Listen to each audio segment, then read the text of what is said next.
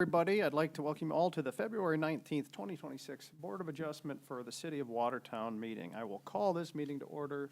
Brandy, would you please do the roll? Yes, Dargis Johnson. Kachek. Here. Spire. Here. Colhane. Here. Tate. Albee. Here. Case. Here.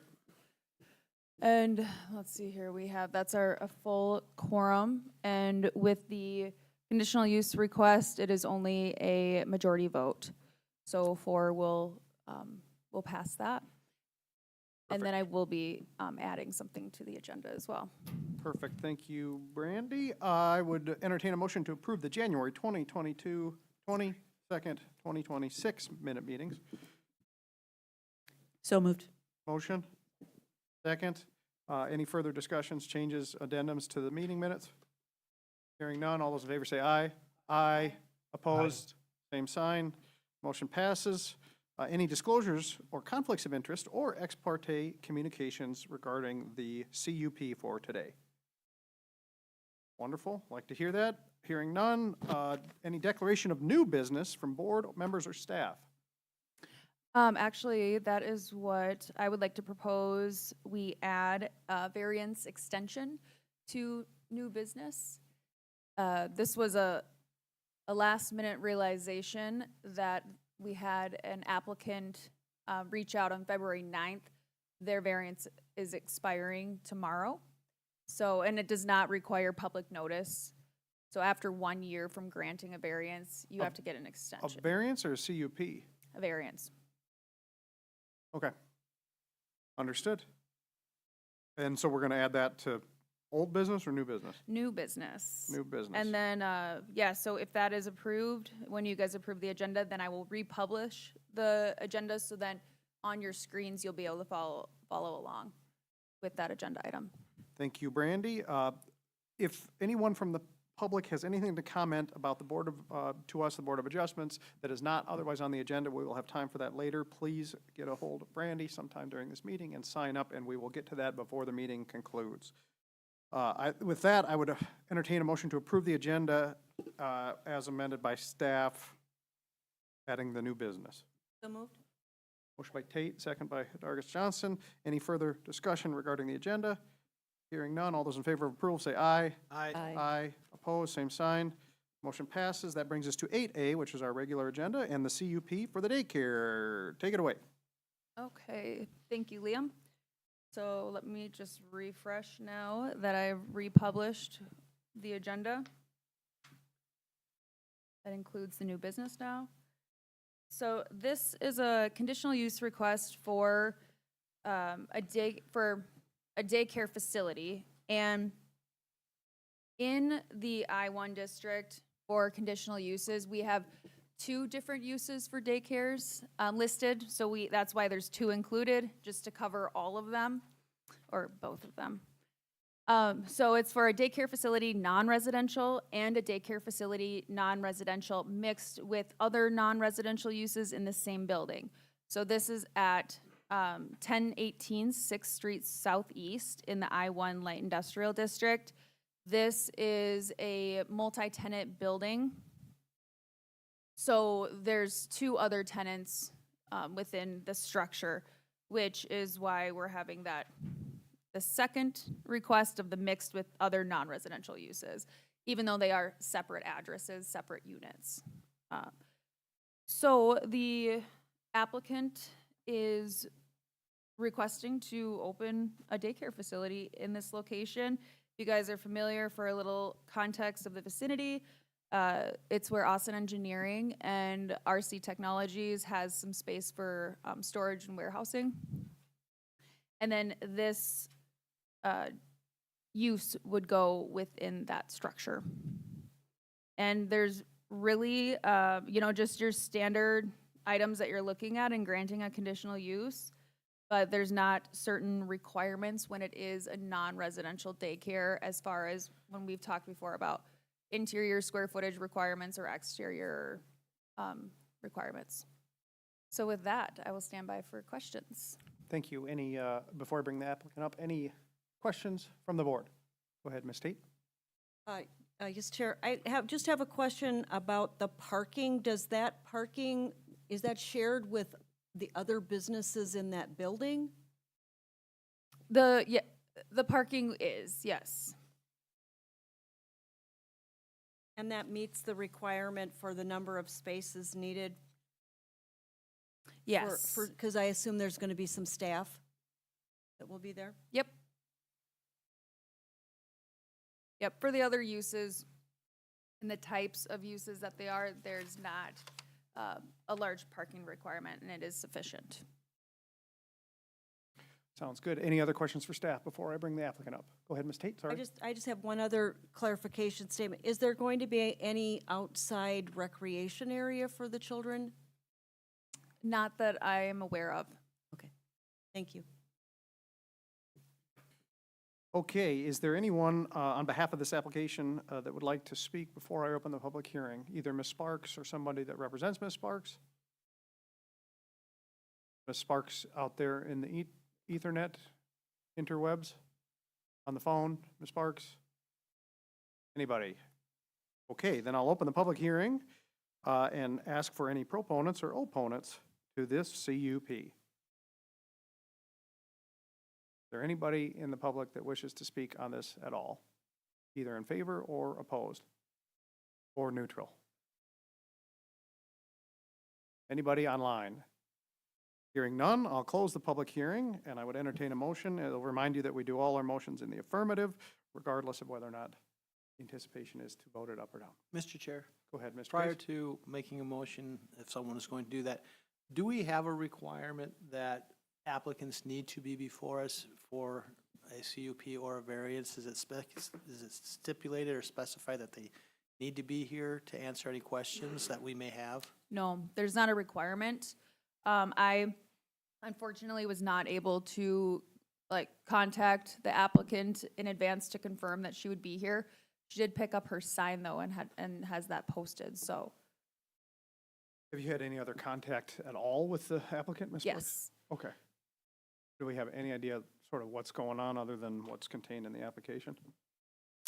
I mean, the request for the daycare facility, and then they do, in the application packet, they do include greater context about what they're proposing. Mr. Chair, being that the applicant's not here, has anybody conveyed to you, Brandy, whether or not this facility is going to be a state licensed facility, or is it just because of the threshold of numbers of children that they're going to have? Do you know the number of children that are going to be there? I know we have no specific square footage spacing requirements in these types of things, but if you're a licensed facility, you have to meet certain requirements, and that's, I wish the applicant was here so that those questions could be answered and addressed. Ms. Dargis?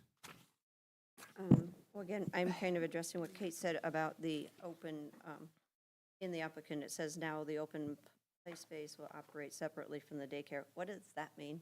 Do you know? 1 second here, I'm gonna see.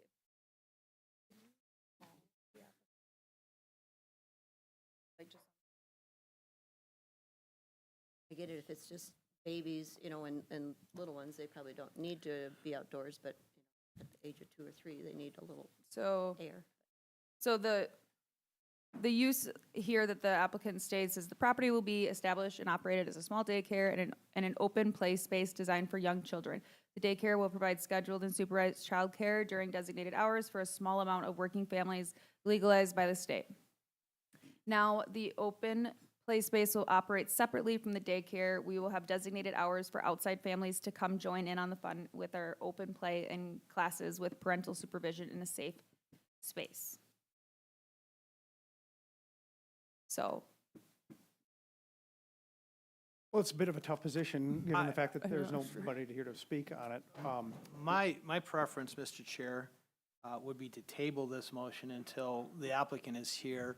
I think that's just good form, because we do have questions. I'm not against this at all. We need daycare in this community, and I want to make sure that those licensed and unlicensed daycare facilities who have to go through this process, and my time the applicant has always been present front of us so we could ask questions. We've never denied one because we need it. But sometimes it's just, for the board's sake, it's nice to have a body in the room that will respond to a question. I would make a motion to table this. Mr. Kays, table or postpone to a time? I'm sorry, you're correct. God, Robert's man, and I messed it up. Postpone it to the next scheduled Board of Adjustment meeting. With the intent that we can try to get a hold of this woman and hopefully she And can. request that the applicant or his or her agent be here in their stead. We've got a Well- motion to, go ahead. And Reed is calling, so Oh. perhaps. she'll Then be I would make able- the motion to table, is this the only, and we can come back after the other agendized item? Yep, I That'd be mean, a that proper works, motion. that works for me. That would be a proper motion. But we are tabling it. We're going to table it and I'm- then defer it if we can't get her on the, We will table it, we will take up item B, 8B, and after 8B, we can either table it or motion to postpone. okay, we've got a motion to table. Second. Second by Dargus Johnson. Any further discussion regarding Not table? debatable. Huh? Motion to table is not debatable. Okay, roll call, or is it a voice vote? It's your call. All those in favor of tabling the motion, say aye. Aye. Aye. Opposed? Motion is tabled. We'll take it up at the end of the agenda. Or my matter is tabled. That brings us to open public comment. If there's anything that anybody wants Mr. to. Chair, point of order. Item 8B is what you were talking about before, then we add an item.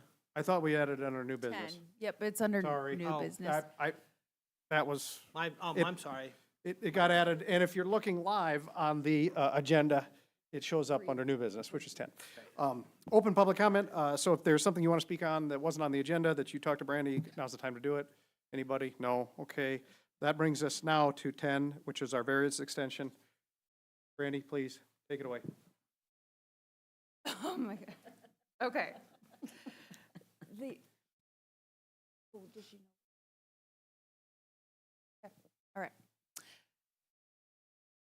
Reed was able to talk to the applicant and she is not calling in. So, Okay? and he might have to give us more context on that. Well, we'll address it as soon as we're done with this. So variance extension. Okay. Thank you, Liam. So this is for the property at 1031 First Avenue Southeast. If you recall, this is a property that the existing two structures have been demoed, and they plan to do a multifamily structure on this property. The variance was granted on February 20th of 2025, and that was for the front yard and side yard setbacks. So in this district of the R3 multifamily district, typically it requires 25-foot side, front yard and 10-foot side yard setbacks. And what was granted previously was to allow for a 20-foot front yard setback and a 5-foot side yard setback. And that's really, there was inline provision involved with that. And for all around getting sufficient buildable space.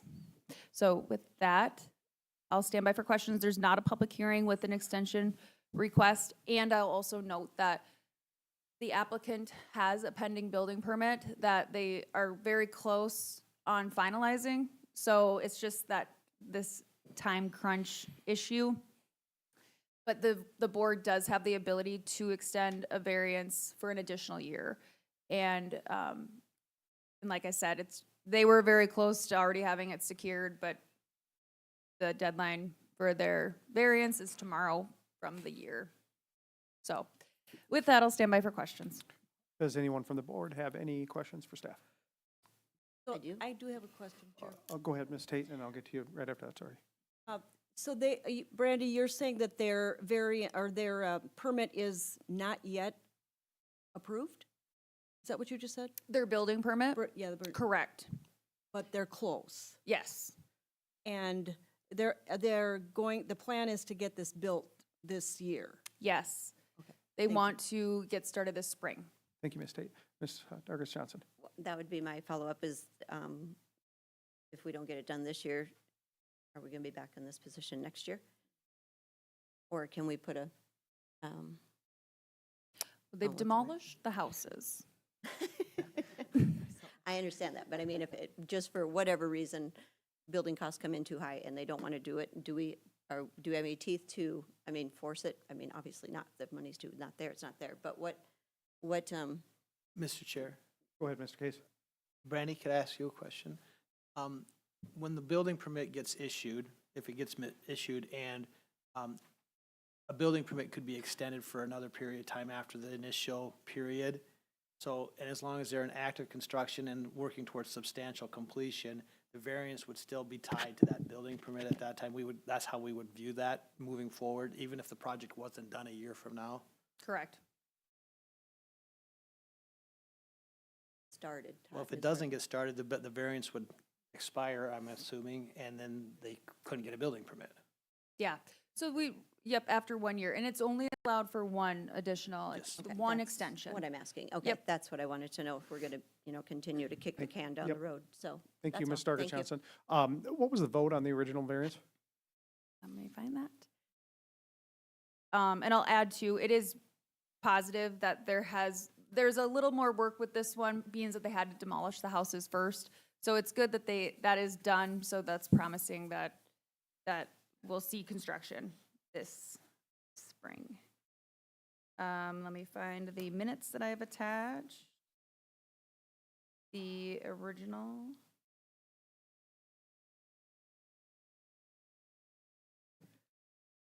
It was unanimous in favor. Okay, thank you. Any further questions for staff before I entertain a motion? All right, I would entertain a motion to approve the variance extension as presented by staff. So moved. Motion by Tate, second by Dargis Johnson. Any further discussion regarding the variance extension? All those in favor say aye. Aye. Aye. Opposed? Same sign. Motion passes. Variance is extended. Mr. Chair? Go ahead, Mr. Case. Since we're on the new business and this came up here as an extension, Brandy, has the city staff or previous boards ever contemplated the idea of when,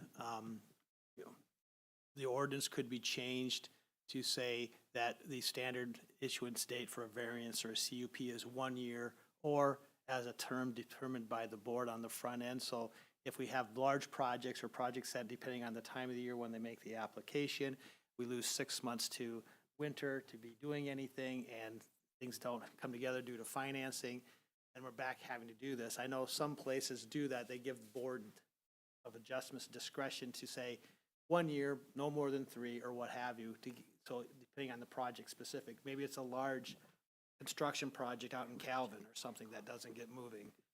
Oh, it's gonna take a while. It's something to think about. Yeah, and it's kind of the chicken or the egg, because they can extend the building permit if they run into a situation like that. So typically, for the variance side of things, they should be able to apply for a building permit within the year. So, but no, it's something to consider. Thank you. All right, thanks, guys. All right, old business. None that I have. Any need for executive session? And I am He- keeping in mind that we Mr. have a tabled matter Yes, but we can take that tabled matter up now. up at any time. Okay. You would just say, you can call pull it off the table. This is why I'm glad we have a Roberts expert here, because I wasn't sure if we needed a motion to remove it from the table. Okay, we're going to take up the matter regarding the CUP 8A. 8A. Mr. Chair, Mr. Case, go ahead. is Reed here to give us insight? Oh, and here,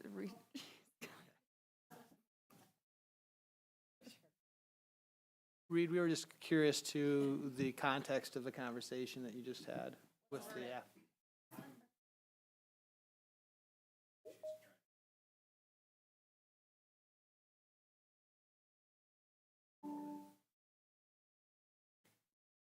Ms. Sparks? excellent. Ms. Sparks, good evening. This is Liam Culhane. I'm the chairman of the Board of Adjustments. We're dealing with your conditional use permit here, and some of the board members had some questions. Are you prepared to answer some questions, please? Yes, Okay. And just to confirm, I'm talking to Ms. Sparks, right? Yes, this is Sydney Sparks, yes. Thank you. All right, board. Mr. Chair, Mr. Case, go ahead. Ms. Sparts, Todd Case on the board. A couple quick questions. In your application, it almost indicates or suggests that you are going to be a state licensed facility. Is that correct? Yes, that is correct.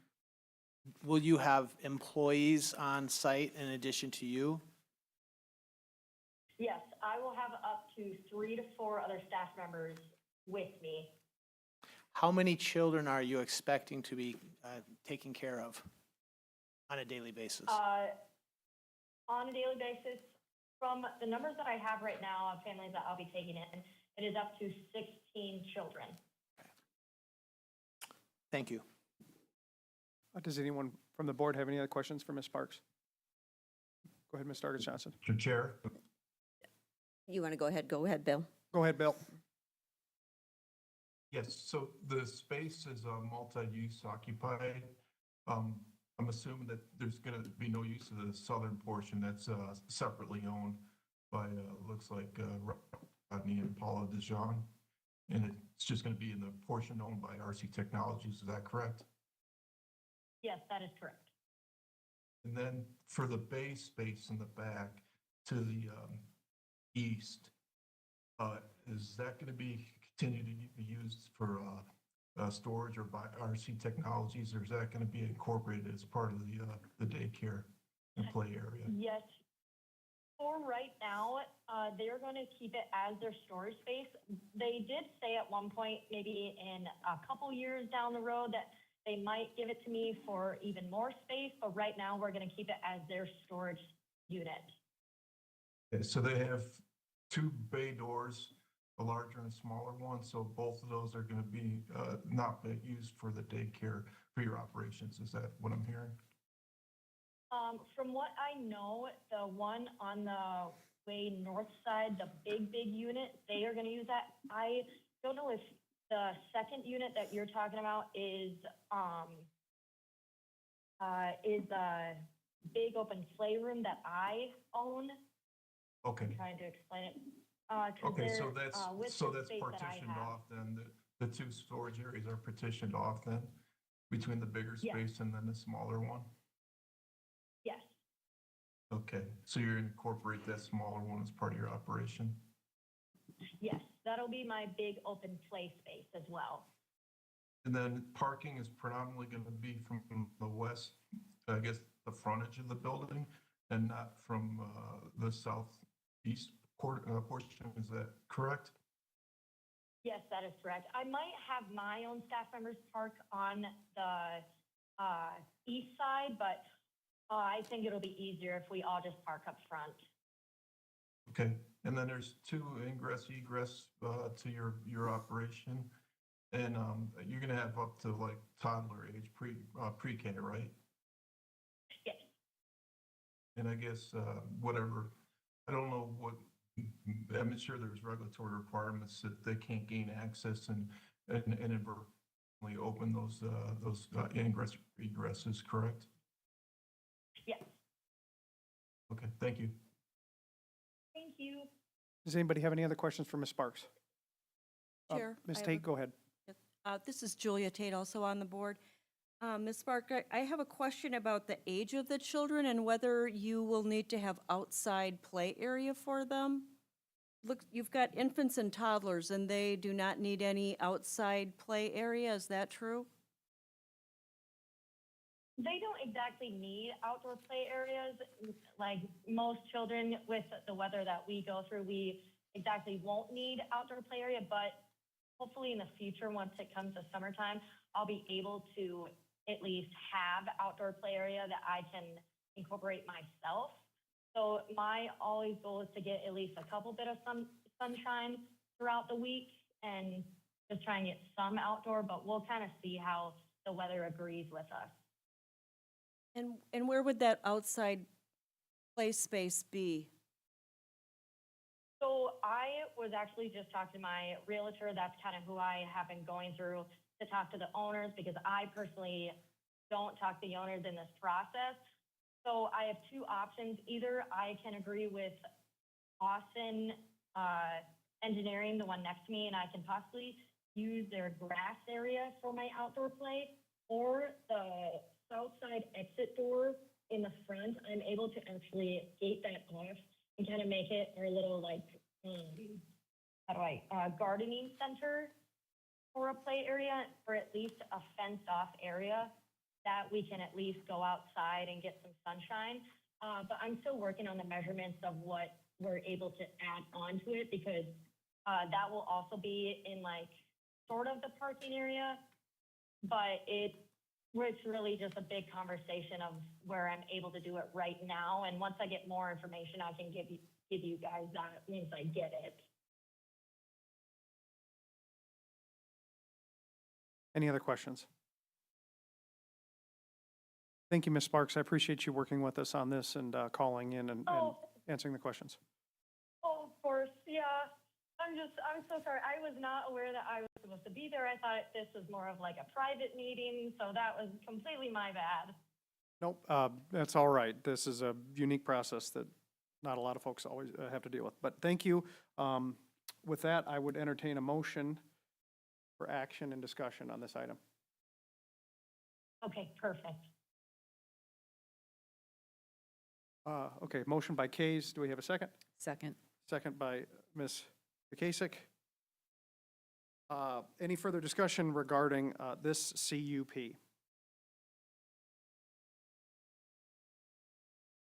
Go ahead, Ms. Stargett. Does this go with only this business, or does this stay perpetual if she were to, sell the business to me? It would run with the land, the use would. Go ahead, Mr. Chair. go ahead, Mr. Case. and I'll get you Brandy, after. she was talking about an outdoor play area at some point in time. Would that just be taken care of at the staff level, or would they have to come back to talk to us about that? They would not have to, and because there's not a requirement. Ms. Tate? Oh, sorry, I thought you turned your mic on. Or any other discussion? All right, Brandy, call the So roll. the only, Oh, go ahead, the Mr. only concern that, I'm sorry, the only concern I got is it's in a light industrial area, and there's a heavy equipment storage and whatnot. And I understand, if you got a confined access space, controlled access, the children are safe, they're fine, they're indoors. But if you're walking outside the facility with the children, there's no fencing and other mitigations, potential accident, a child, might get away or something, but, so yeah, if you're not walking through that southern portion of the complex to get to that grassy area, that would necessitate walking outside into trafficked areas on, right now, unimproved surfaces. So there would be, I would say for me, a significant concern with the location and, what it's providing in regards to the cohort we're looking at here for daycare. Thank you, Mr. Spire.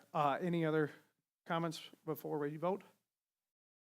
Go I ahead, would Mrs. agree with Bill with his last comment there, a little bit, that I don't know that it's, ideal not having a green space eventually just attached to the building, but, or, right outside her door, because to Bill's point, if the doors are not, if they're just a commercial swing door, those are pretty easy to push open for a toddler, and they are out. And again, they could leave a home residence too, so I mean, we can only, bubble wrap them so much, but I'm just, and I'm not thrilled about the location. I would have hoped there had been somewhere else in town to be able to do that, but like Todd's point, we need it. So there we go. We are, swinging from both ends, but just wanted to make point of that it is not ideal. Thank you. Thank you, Ms. Dargis Johnson. Anyone else? Okay, Brandy, roll, please. All right, Kays. Albee, Yes. Tate, Cohane, Yes. Spire, Yes. Kokachek, Yes. Dargis Johnson. Yes. 7-0, motion passes unanimously. That brings us on to, we have no need for executive session, I don't think. And so we're adjourned. And we will return shortly with the planning commission, for those of you that want to be here for that.